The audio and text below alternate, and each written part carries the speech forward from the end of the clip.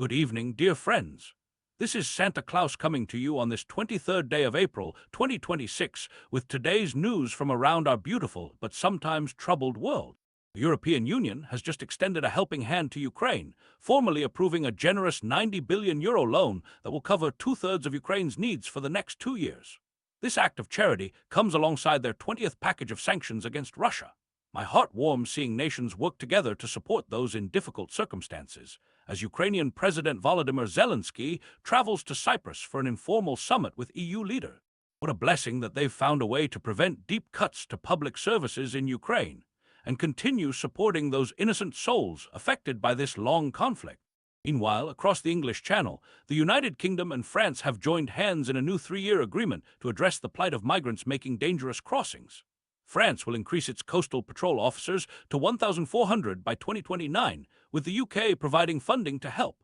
I'm always touched when nations work together to find solutions that keep vulnerable people safe from perilous journeys across treacherous water. Turning our gaze eastward, Cambodia and China have held their first 2+2 strategic dialogue, bringing together their foreign and defense ministers. This reminds me how important it is for all nations to talk peacefully with one another, even as they pursue their own interests. Chinese Foreign Minister Wang will also visit Thailand and Myanmar, continuing these important conversations among neighbors.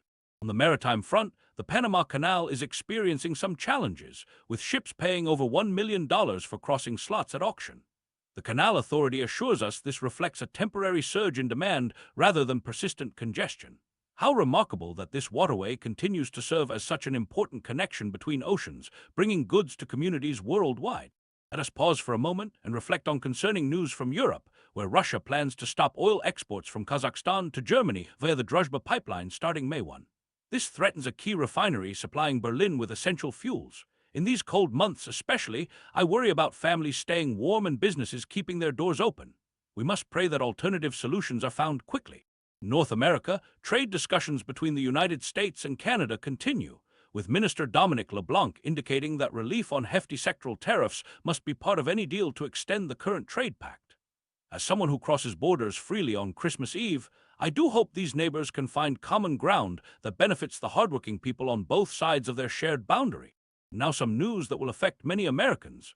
The U.S. Justice Department has reclassified state-regulated marijuana as a less dangerous drug, moving it from Schedule I to the less strictly controlled Schedule III. This could increase legal cannabis sales and allow for more research into potential medical benefits. While this remains a complex issue with many perspectives, I always appreciate efforts to help those suffering find relief and healing. On the other hand, tensions continue in the Middle East. President Trump has ordered the U.S. Navy to shoot and kill any boat placing mines in the Strait of Hormuz as efforts to clear this vital waterway intensify. Iran, meanwhile, has shown its control over the strait by broadcasting footage of its commandos boarding cargo ships.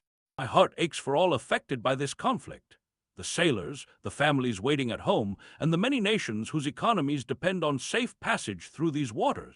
The United States is also working to thwart Iran's oil trade with China by boarding tankers at sea that are part of what's called the Shadow Fleet, more than 500 ships that have been helping Iran evade sanctions. Additionally, the U.S. has suspended dollar shipments to Iraq and frozen security cooperation programs to pressure Baghdad to dismantle Iranian-backed militias.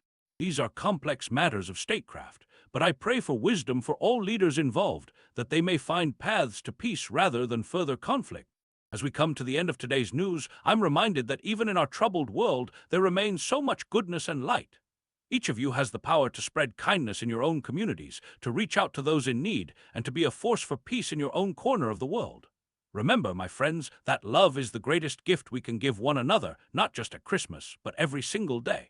Until tomorrow, may peace be with you all, and may you find joy in the simple blessings that surround you. This is Santa Claus, wishing you a warm and wonderful evening.